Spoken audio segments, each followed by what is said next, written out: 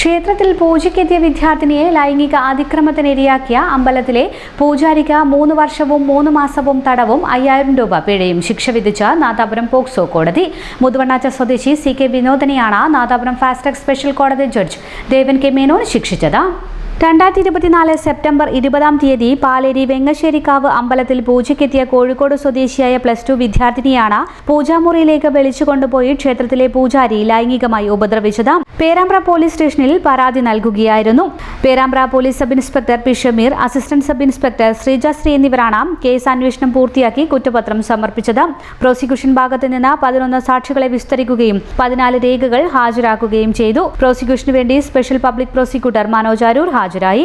ASI Shani PM prosecution wing ഏകോപിപ്പിച്ചു.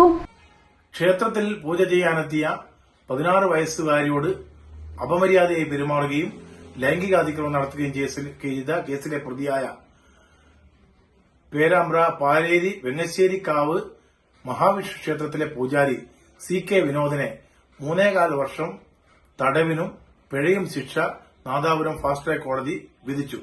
2024 September 20 വെങ്ങശ്ശേരിക്കാവിലെ അമ്പലത്തിലേക്ക് പൂജയ്ക്കും ജ്യോതിഷം നടത്തുവാനുമായി വന്ന കോഴിക്കോട് സ്വദേശിനിയായ പെൺകുട്ടിയോടാണ് അപമര്യാദയായി പെരുമാറിയത്.